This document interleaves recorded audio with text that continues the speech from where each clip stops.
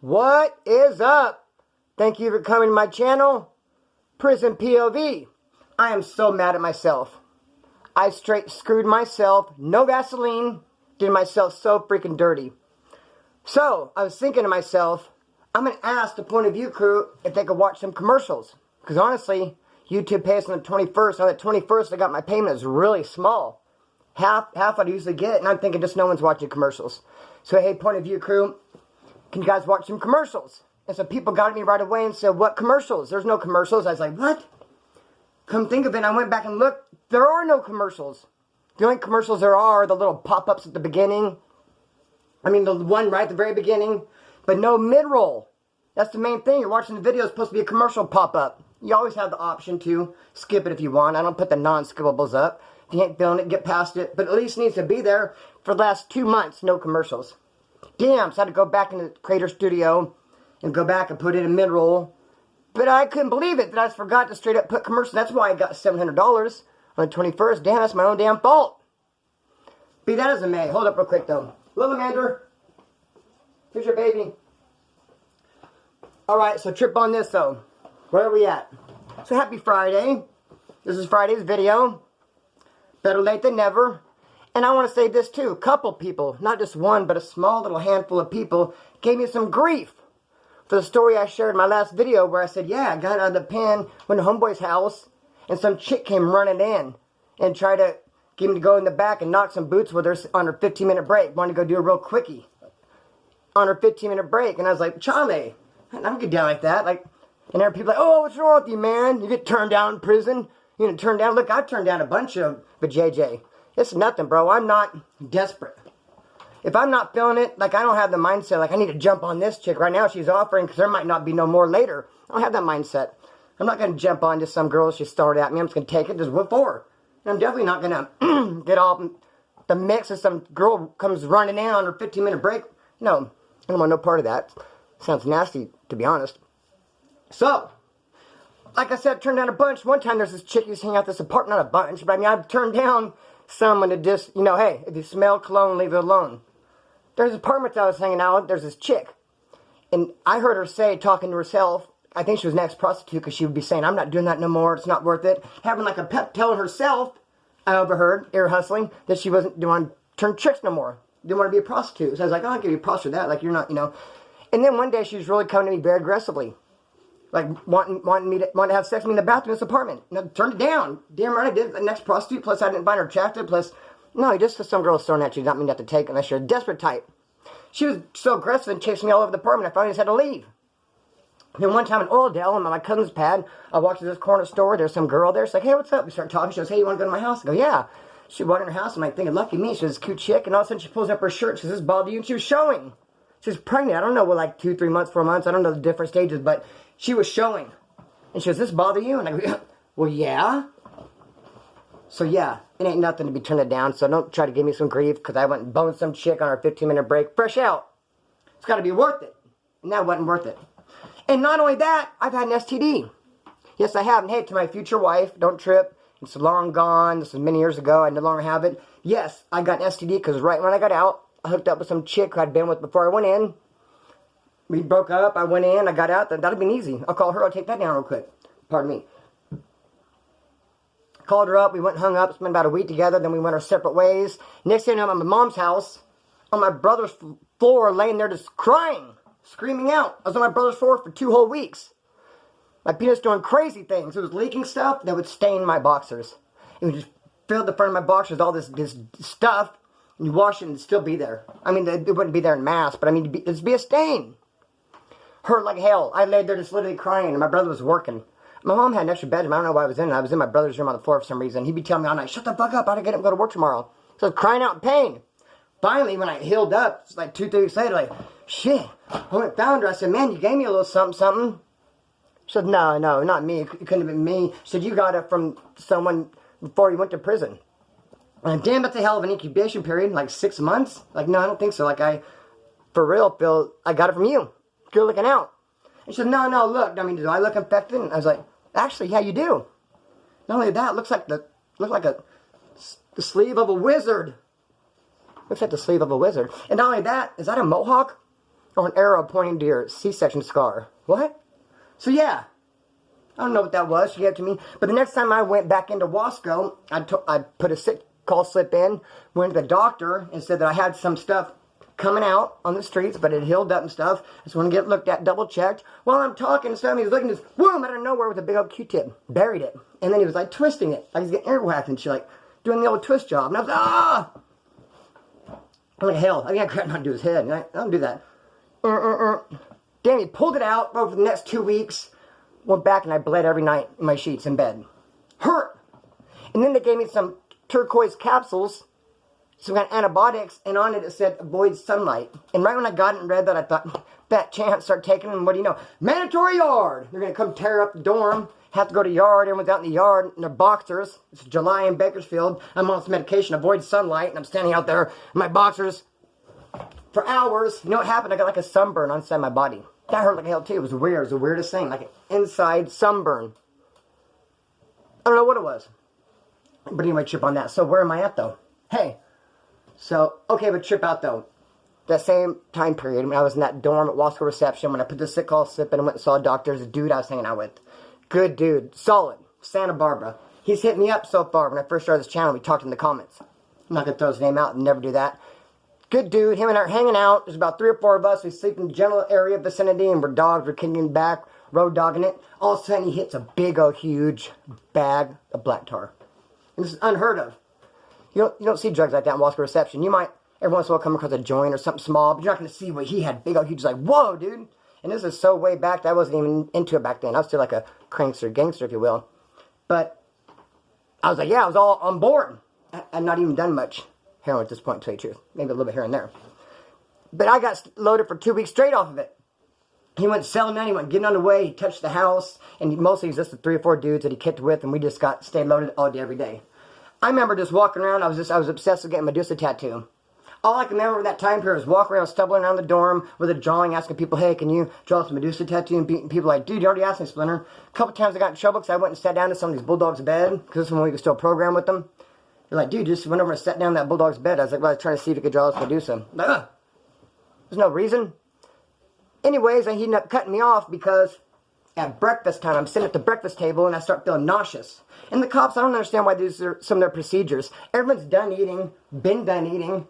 This table, let's go. This do a table at a time. I'm looking around, everyone's done eating, but we're just sitting here. Like, release us back to release us to our bed area. Like, clear the table, what the hell? Finally because I'm feeling real nauseous. And I'm not going to throw up on the table in front of all the other convicts and homeboys and shit. So I'm raising my hand, which is unheard of. You don't see any inmates doing that. I mean, the cops don't ever, what the fuck's this guy raising his hand for at the table? And I raise my hand. Of course the cop don't say nothing to me. Like, why is your hand raised? I hope he'll say yes. I'm getting ready to throw up. I need to go to the bathroom. Because I'm getting ready to run to the bathroom if he calls me or not. I just don't want to get shot by the gunner. Hand raised, he'll say nothing. Fine, just get up and go to the bathroom. Fuck it. Get over, start dry heaving with everyone still at the breakfast table. But no one's still eating. Cop don't say nothing to me. And he starts clearing the tables. Everyone's going back to their tables. I get up. That was weird. Homeboy comes up to me. He's like, you're cut off. You're not getting no more, homeboy. You have to wait out of line. You got to be able to control yourself better than that. You cannot be getting nauseous and running out from the table and raising your hand. And I was like, dude, well, I didn't want to throw up right there. I was like, well, if you're going to throw up and you're feeling nauseous, and obviously you're doing too much, you're cut off. Kind of hurt my feelings. I was like, damn, came out kind of hard. Then I started reasoning within my mind. Well, you know what? He was getting low anyway. And he probably just was looking for a reason to cut me off. And he just was getting low and he used that. So, whatever. Anyway, I still kept talking to him. We were dogs and shit. But one thing I don't want to forget to mention, there are people coming from the other side. We have A side and B side. There were some people in our side that asked him over and over, if we buy something, we have something. He said, no. He made it clear. I touched the house. I touched who I had to. Now I got what I have for just me and my little crew. That's it. No one else gets shit. In fact, it's gone. If you ask me, I'll tell you it's gone. Like I said, it's kept us loaded for like 2 weeks. No one else got shit. There are people coming from the other side because they heard that there's a little bit over there coming with big old sacks of groceries. Like, where's it at? Who's got it? Who's got it? And they say, nobody does. Go back home. Go to your side. But you're tripping. Anyway, be that as it may. That happens. That was cool. End up going to main line. End up getting out. Then I get busted. Go back into county jail again. When I get in this dorm, there's 5 or 6 woods, some homeboys, and there's an older dude. All tatted back, done a bunch of prison time. He has the keys to the dorm I'm in. I talk to him. We do our greetings. Looks at my paperwork. But other than that, he has no conversation for me. I don't want to say he has me on the shine, but just no conversation for me. Just kind of like, nothing for me. I'm talking to other dudes. I'm feeling other dudes out there being cool and respectful. And I'm not saying this older dude was being disrespectful, but he wasn't being respectful. He wasn't being cool. I tried to talk to him. He just, nothing for me. I thought, well, whatever. Well, they've been cooking this bag of wine. It takes about 10 days to 2 weeks to make wine. They've been preparing this wine for about 10 days or 2 weeks before I got there. Now, I get there, been there a night, maybe two, and like, dude, we're all going to drink tomorrow. I'm like, right on, yes.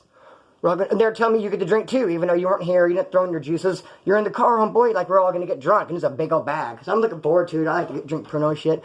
Anyway, we went and got our lunches. We came back. Of course, no one ate the lunches. Throw that in your locker. We stand around. Everybody put their cup up on the table. Older homeboy grabbed the bag. He had another cup, and he went around filling cups up. Filled everyone's cups up. As they got their cup filled up, they grabbed their cup and walk away. My cup's the only one that remained. He didn't fill it up. Filled everyone's up, left mine there, put the bag, and just put the bag away and just sat there. I didn't want to say, hey, what about my cups? I didn't want anyone else to see. Like, I didn't want to say anything, so I was like, I'm pointing, like trying to make eye contact to it. My cup. Like, motherfucker, do you see this? How about this? Like, I'm making eye contact with them. Do you see this? And he just said, hey, I'm not going to look out for you. You won't look out for me.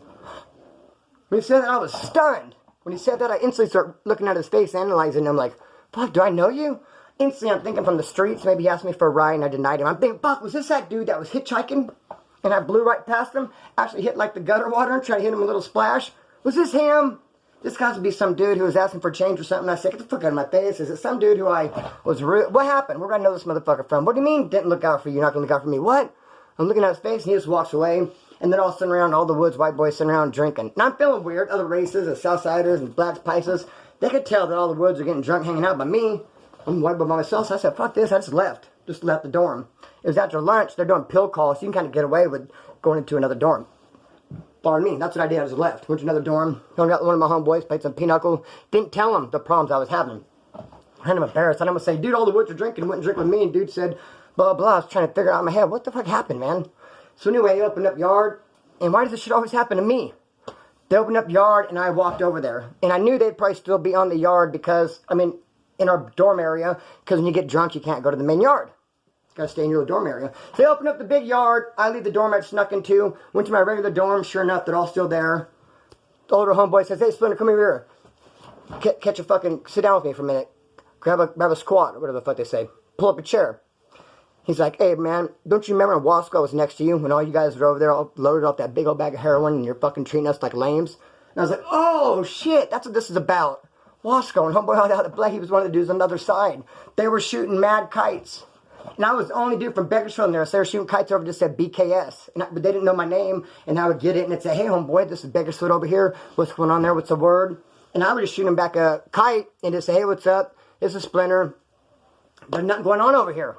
And they'd say, all right, and they'd come over with their groceries anyway, send me more kites. Before you know it, I just quit answering their kites. I already told you there's nothing going on. You're kind of fronting us off. Why all these kites and shit? So I just ignored them. And he said, yeah, that's fucked up, brother. We were sending you kites. I said, dude, that shit wasn't mine. It wasn't mine to give away. He's like, yeah, but we asked you, and you could have told us homeboy had this. And I said, no, I couldn't tell you. I couldn't tell you, okay, dude has it, but he doesn't want to give none away. He wants to tell everybody that it doesn't even exist. He's pretending like he doesn't have it, but I'll tell you that he does.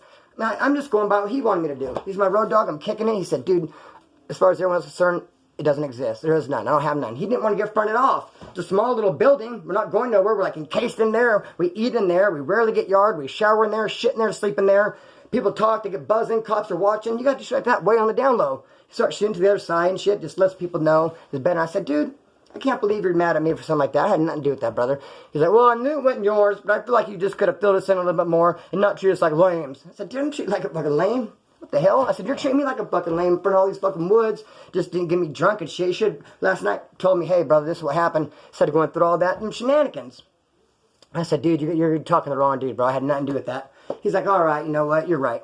You're right, Splinter. Shook my hand. He goes, my bad. Maybe I shouldn't have been, butthurt over it. He goes, you know what? I'll get at the other homeboys and let them know we had this talk, so I'm not mad at you, too. And I'm like, other homeboys? But there's a whole crew? A whole team of you guys that all got together, like, rallying, fuck Splinter. He was over there with that. Some dude's got some heroin. We know it's not his, but he's near it. Now that's like, hey, nah, just because they know I'm getting high, like, fuck him. He's getting high and we're not. Let's hit him with the socket lock. Let's not let him get drunk next time we see him. I don't know, man. It's crazy. It's cutthroat up in there.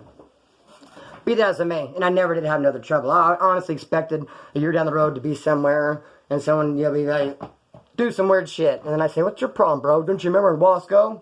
You ignored our kites? Damn, you too. Anyway, be that as it may. But nothing like, let me trip on this though. I'm at Soledad. This Nordanio gives me some black heroin. Bomb! Gave me $100 paper. I could have got 3 uses out of it. I did a little bit. Bomb. Went back to my cell, and I told my cell, like, I'm not going to give you none. He'd been acting funny style. We were making some Pruno, him and I. We each had our own 12-ounce Folgers jar. We're going to make it in that. Usually make it in a bag and pour it in a cup. We're just going to make it in the jar and drink out the jar. We each had our own 12 ounces. We're setting up our juice. We had our sugar, everything ready to go. The day we went to go make it, he pulled the juice out. He's like, here's your juice and here's mine. I noticed that all my juices were pineapple and all his were orange. He went so far to look at the cup and see which one had more sugar and kept it for himself. And I was like, dude, I would have just grabbed him and not even looked and look, 6 for you, 6 for me. I would not have been like, I'm going to keep the one with the most sugar. I was like, bro, you went out of your way to like try to work me for like 4 grams of sugar? I said, what the fuck? I was like, well, this one's better. I'm taking it then. I'll get the one with the most sugar. Dude, man, fuck you, you know? And then I got the heroin. I said, I'm not giving you none of this heroin because I didn't like your funny style antics with the juice. Not only that, I talked to him before about, in the cell, when they're bringing food, they bring your food, they open up your cell door, there'll be a cop standing there with a tray with 2 trays on it. And you grab one. Both of you guys don't get the cell. One guy grabs 2 and turns around and gives one to the other guy. That's how it works. And he would grab them and look to see which one was biggest. Which one has the biggest cake and keep it. And I caught him doing that. And I said, dude, I'm going to fuck you up. I said, look, I'll start getting dinner and you get breakfast. I'll get the biggest dinner and you can get the biggest breakfast. If you want to continue getting both trays, which is convenient because I'm on the top rack, he's on the bottom, you get the tray handed to me. I said, you can be fair about it. Get the first one in your right hand. Whatever you get in your right hand, that's yours. And one day, Sunday morning, right hand was just full. And he had me one on the left, dude. And I fucking dumped it all out. Got a big old 5. Anyway, he's scandalous. That's why I'm not going to share this $100 paper with you. Funny style. Then I had to go to medical. I'd done some. I had a little tiny bit left. He got over on me, though. He got the last laugh. I come home from medical. He's like, hey, man, I did something, but now I'm second guessing myself. I don't know if you're going to be mad. I hope you're not mad. I hope I didn't fuck up. And I was like, what? What'd you do? What are you talking about? And he said, man, Billy the kid came by. He's out working on the tier. And he said that he couldn't wait to get back in his cell. He had a little bit of heroin. He wanted to do some. And I said, well, Splinter has some here. I'll give it to you, but you got to pay him back double. And Billy the Kid said, yeah, he has to do it. So he goes, I felt like I was helping out Billy the Kid, letting him get a little bit of heroin before he could actually get back to his cell. And I'm helping you out because you're getting back double. And I go, dude, what about the quality? Who cares double? How good is this stuff Billy the Kid has? This shit is garbage, man. All shit he's had lately is junk. What about the quality, dude? So you gave my bomb-ass stuff away, and I'm going to get double back with what? Double bunk? What the fuck? He's like, I don't understand. I go, well, do you remember when I got some stuff to Billy the Kid the other day, and I came in, I was like, man, this stuff sucks, dude. This stuff's not good. It's junk. And then do you remember a couple days later when I got the stuff from Nordan, and I walked in and I go, dude, this stuff's fire. This stuff is really good. Do you remember when I did that? You couldn't tell that I liked one more than the other? Bro, you get the bomb shit away. Sure enough, Billy the Kid came back, paid me back double. Some bunk. Matter in hell. So I did throw a little bit of a fit. I was like, dude, you guys conspired on me. This is like some funny style shit. So Billy the Kid brought me off a bunch of weed, which is cool. But let me tell you about weed. I had a cellie. I know I've told the story way back. I want to tell it again. It's just a little snippet anyhow. Had a cellie. His name was Headhunter. He's from Bakersfield. Killed somebody, cut their head off. And this dude's like a 75 years old, older dude, had been in prison for 50-something years. Old man, but still a straight killer. Like, you don't fuck with this dude. He's still on point, he's old as hell. The Headhunter. He would sit on the bottom rack and he was talking to these birds. He would throw crackers out the birds and he really thought he was talking to them. He was throwing crackers. He's like, yeah, this one's fucking this name. This is his name. This is what he's saying. I'm like, cool. Fuck yeah, Headhunter. I'm fuck feeling it. So then one night, I'm up all night, listen to the radio. I want to smoke a joint, and we have the saltwater lighter, which is 2 paper clips that go into the thing, 2 paper clips that come down and do a saltwater. What you do is you plug it in. It's usually 2 paper clips wrapped around like a razor for the handle. You plug it in, and you bring a cup full of salt water, and you put it up until the thing's hanging down. And then you have a bread tie. You stripped all the paper off the bread tie, and you went in, and that gets red hot. So you hold it up like this, and it's like a 2-hand process, better with 2 people, and then you... But I forgot how loud it is. The saltwater light starts boiling, loud as fuck. I forgot about that. 1 o'clock in the morning, and then the plug-in is over by the dude in the bottom of the bed. So there's old Headhunter on the bottom rack, and I lean in and plug it in. He jumped up real quick, squared off. I said, what do you think, I'm a punk? I think I dropped the saltwater lighter and everything. I had the joint really hanging on my mouth like this. He said, what's up? You think I'm a punk? Wanted to fight me. Squaring off. I'm like, no, Headhunter. I think you're a punk at all. I think you're a solid homeboy. I think you're a good dude. Like, I apologize. I didn't even consider the decimal level of these fucking saltwater lighters, dude. They should have a warning, man. I apologize. Next time, fuck, I'll get us a pack of earplugs for both of us. Because honestly, that could cause damage. Those motherfuckers are loud. Last time Headhunter, I had my TV on full blast, dude. I did not expect that. Fuck, here, you want this joint, brother? My bad. Here, let me clean up the saltwater. Never happened again, homeboy. He wasn't playing. He's ready to fucking sling them. Don't ever disrespect me. Make that loud noise when I'm sleeping. My bad. Shiznit. What else can we talk about? Anyway, thank y'all for joining. A lot of you guys can't. You know what it is? The people with iPhones cannot join. You know why? Because they're not making no money off it. iPhone figures they can't charge Google. You know, they're not making no money off the $3.99, so like, fuck it, we'll just hide it. And that's dirtbag if you ask me. Come on. That's dirtbag. So anyway, people with iPhones, they either have to try to get an Android, a laptop, or a desktop. I mean, if you want to go that far to show the support. But I appreciate those who have joined with the join. And also those who shot me donations. Homeboy wanted me to shout out Jessica. What's up, Jessica? The last name I asked you, brother, how pronunciation. I don't think you responded to me. It was a Nell, Jessica Neal, or Jessica Nell. Shouting you out for the homeboy.